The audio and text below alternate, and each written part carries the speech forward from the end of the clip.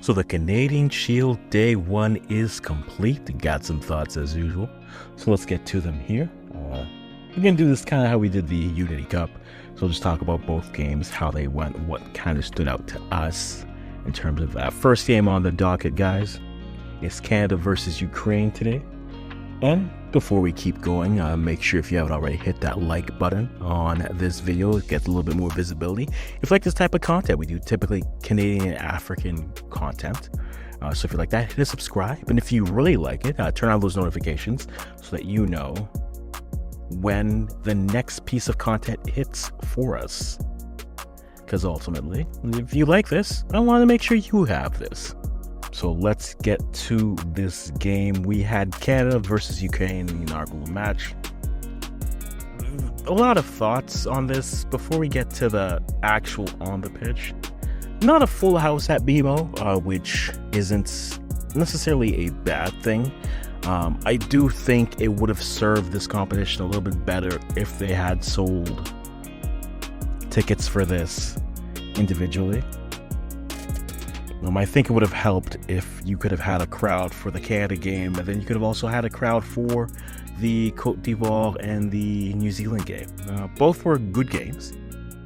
I understand the logic here, and because this is a CONCACAF thing that happens. They do it a lot for the Gold Cup, where they'll sell you a double feature for the game and hope you come for both. But we see kind of the drawback of something like that, which is look at Nations League. Mexico bought up most of those tickets, which meant Mexico was going to be the most attended game, which meant the first game, which was US versus Panama, was sparsely attended. But Mexico Canada was fully attended. And we saw kind of a similar thing where Canada versus Ukraine was highly attended, but then New Zealand versus, understand the logic of doing this, you want to secure the tickets. By definition, both games had the same number. Unfortunately, from an optic standpoint, it kind of looked sparse in the second half. I think they could have done it. They could have sold well. I think New Zealand, I think there was a lot of Ivorians who would have bought those tickets. I think it's a good spot. I mean, if you wanted a better shout, you could have at least, if they put that game in Montreal, which I know is a last minute shift, they definitely could have got a good number of seats coming from there. But that's just my one thought on the game as it is, just on the optics of it. But let's get down to the game. Canada wins this game 4-2. The story of this game for me is Tajon Buchanan. Tajon had a solid, if not great game. This was the Tajon of old. This is U23 Tajon. This is Gold Cup 2021 Tajon.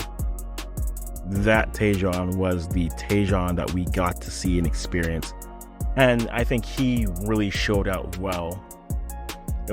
I saw a lot of comments online saying that it's been a while since we've seen this version of him. And this is why I think he's a player who really is best suited starting.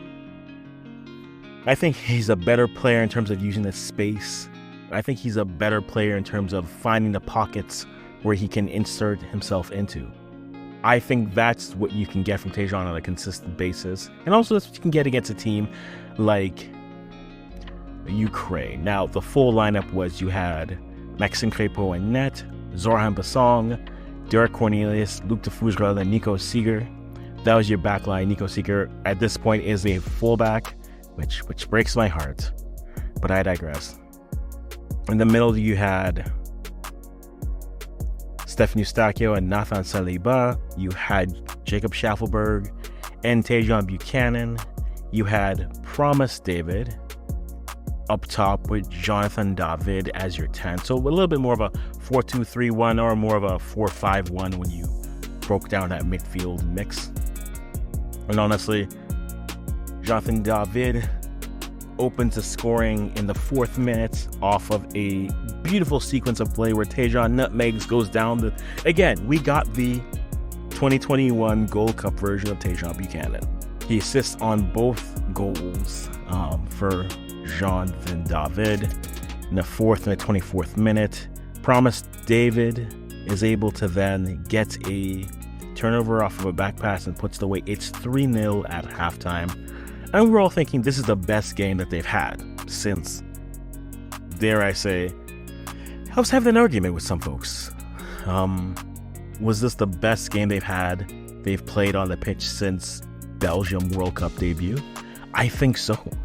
I think this may have been their best on-the-field product since that game. And in this game, versus that previous game, in 2022, they were actually clinical in their chances. So 3-1 at the end of the first half. Eventually, once you get to the second half, first substitution is made for Canada. You bring in Daniel Jebison off for Promise David. And I'm seeing different thoughts on Promise. I mean, not Promise, on Daniel. Daniel is a little bit more raw than a player like Promise. And you see the difference because Daniel, you see the tools of him. Promise has been playing in and out, and he's more of a target 9, right? He's a perfect replacement for that. Daniel is a better suited pressing 9 along that. So Daniel suits what they're trying to do a little bit better here. But, there were moments where his touch kind of betrayed him. But then there was also moments when you saw him in the attack. You saw the moment. There's 2 sequences where he gets the ball and is able to nudge it over to Jaden Nelson, who came on a little bit later. And Jaden misses the shot on goal.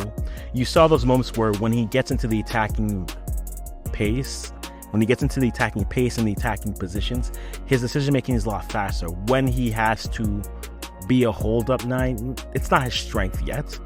Now, the crazy thing with him is he's literally still young. So you have time with a player like that. I think for him, though, it's getting minutes and being able to play.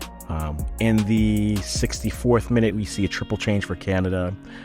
Richie Larea comes on for Nico Seeger. Jamie Knight-Labelle comes on for Derek Cornelius, and Jaden Nelson comes on for Jacob Schaffelberg. Again, so then we got the kids playing in the back line. You had Jamie Knight-Labelle and Luc de Fougerolles.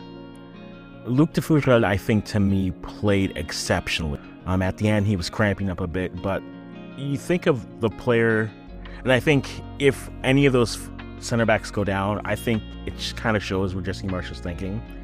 He is a player that they will go and he has the trust of the coaches. He started against Uruguay at the Copa America, and now he starts against Ukraine. I think he has the trust of the coaches to step in if either Derek Cornelius or Moise Bombito aren't there. Now, they had a few scary moments in the first half.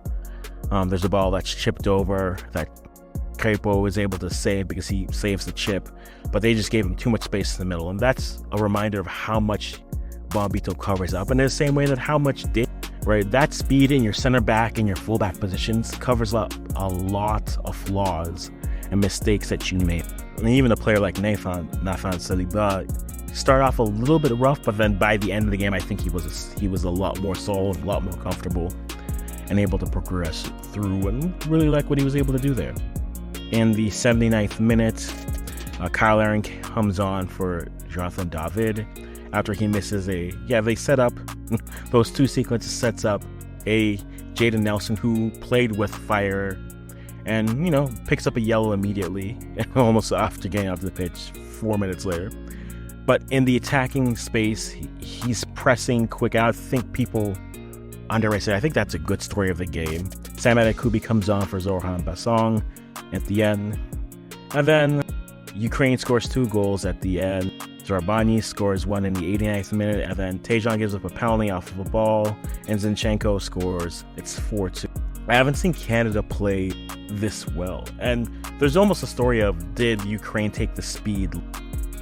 Again, this game felt very much like the game versus Belgium, where they were a little bit surprised by the pace, but they were a side that I just felt they were just too fast for them. And I wonder how many opponents Canada can take advantage of that with, right?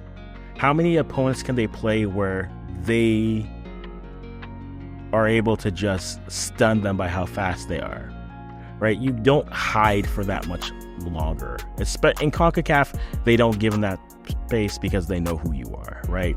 And so for CONCACAF teams, they are very much aware that, hey, Canada wants to play with pace. And that's what Mexico did to them at the Nations League, right? They said, we're going to be cautious, but the second they got that goal, it was just, well, you will not play. You're not going to play in this transition. So break us down. We invite you to break us. And I wonder how many teams will play like that again, which is kind of a bit of the debate in the group chat for me right now. I think it's a good for them, and I think it does show that they can play teams who want to play them this way. But when it comes to tournament football is surviving it. And so we will see what Canada is able to do. There is some news that possibly Promise David has a knock in terms of a hamstring. We'll have to wait and see. Thankfully, the games aren't played until Tuesday, so they'll have a little bit of time to recover and they'll be able to see what they can do from there. I'm very much curious to see how they approach their game against Cote d'Ivoire. Cote d'Ivoire a little bit disappointed us in terms of what we were hoping to see. But in terms of Canada, Jonathan David, again, proving he's one of the best, if not the best striker in CONCACAF right now. Tejan Buchanan showing us a little bit of... remind me to reintroduce myself, was Tejan in this game. And I think he was introduced well. I don't think anyone played poorly in this game. Even with Crépeau giving up 2 goals at the end, it's unfortunate. But you're looking to see players who can show it. I think for a Canadian program, you're excited to see this depth and players to be able to play like this. It was well rotated, but they showed that they could be at the level, which is both exciting when you think about what happens when we get players back healthy, and also curious, right? Because maybe teams will respect that speed, but then look at our depth and say, what is our depth? But Canada gets this win. They get 3 points.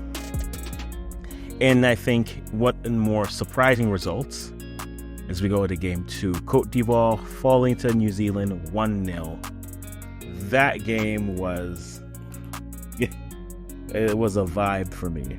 You know, I kind of felt like the guy who was talking up that one friend who can do everything, and then they come in and then they don't perform well. That was how I was like, oh, Cote d'Ivoire, they're on a unbeaten streak. One of the best teams in Africa right now. They got the speed and the pace. We saw everything but the goals. Elijah just in the 41st minute is how this game goes. And if you are New Zealand, this is how they're going to do well at a World Cup. They're going to be defensively solid. They're not going to give opportunities. They're going to be disciplined in their low block. And if they get a goal, they are locking it down, and they don't think that you can get past them. They will out-physical you, and they will go there. Cote d'Ivoire didn't play necessarily bad. It's just that they were unable to be... They were wasteful with their opportunities. I think that was the difficulty with this side, right? And that's for me where the frustration kind of hits. They weren't bad. They had all the possessions, but they were very much wasteful with their opportunities. And because of that, you just have one opportunity. And I think there's a lesson for Canada here, but it's also a good learning point for Cote d'Ivoire. You have to be clinical with your chances. Unfortunately for them, they were at the other end of this, but sometimes that urgency, that movement, you need a little bit more. You could see they were a little bit hesitant for that low block, and ultimately it cost them. But they are a side where, in a game that's more up and down, I think them versus Canada is going to be a fun game, because I think that game is going to be much more up and down than we got in the New Zealand versus Cote d'Ivoire game. But when you break it down, it's just New Zealand had a great opportunity. New Zealand probably the best chance of the game, put it in, and then they defended like their team depended on it, and that's how they got the result. Now, it is important to note that I think for both sides there's a lot of rotation. So is this the best version of the teams? No, but ultimately a win is a win, a loss is a loss, right? We didn't see Ndigra until the second half. We didn't see Haller to the second half, Frank Kessie till the second half, but both sides proved well and showed well. I think their depth definitely got a good showcase, but ultimately ends in a loss. And because this is a Canadian Shield, the points matter. So coming up on Tuesday, Canada will play Cote d'Ivoire in the second game, and then New Zealand will play Ukraine in the first game of that day. Because this is a tournament, basically, the result of the Ukraine-Canada match, the result of the Ukraine-New Zealand match will basically be as follows. If New Zealand beats Ukraine, depending on what the score is, Canada has to win by probably one more goal than what New Zealand wins their game by. If Ukraine wins, a draw sends them and they win this tournament. If Cote d'Ivoire wins this, they would need to have a large win over Canada. It gets complicated, I'm too young for this, but basically everyone is still alive for this. But Canada and New Zealand have the ball in their court. A win by those two teams improves their chances to win this Canadian Shield. And kind of reiterates what they said with the Uni Cup. I like these types of competitions, right? Give me more of this. I would love if we just decided June was the window where we would have, hey, let's have a 4-team tournament in one location, get some teams out, get some diaspora to support. The Uni Cup really shifted me towards this. I would love to see Canada do this again. Maybe they do it in Montreal. We just saw the women in Canada host Haiti in Montreal in the second game of their friendlies, and it was basically a pro-Haiti crowd in Montreal. Alors si à Montréal on peut avoir des supporters des Haïtiens, why not try to find other opportunities? But for Canada, a great first step, a great showcase to show the level that they could possibly hit. For New Zealand, great to remind the world that they are a solid defensive side. Give them a goal, they will lock it down. And learning lessons for both Ukraine and Cote d'Ivoire. I think that Cote d'Ivoire and Canada game on Tuesday is probably going to be the more exciting. It may not have all the goals, but I think that game, if Faye puts his strongest lineup out, I think that'll be a nice test in terms of that transition. Not only that, but also defending, because they would be so much bigger than Canada's defensive line. I'd be curious to see what that looks like. But guys, let me know in the comments what you like about the Canadian Shield. Who stood out to you? Canadians, let me know which players really had a good window. I think players of this tournament for me so far, you have Elijah Just, who scores for New Zealand. He's in my second match. And then, of course, I think it goes to Tejan. I know Jonathan David gets the goals, but Tejan Buchanan, I think, is my player of the match for the first game. You guys, let me know what you think. And as always, I'm going to stop talking right here.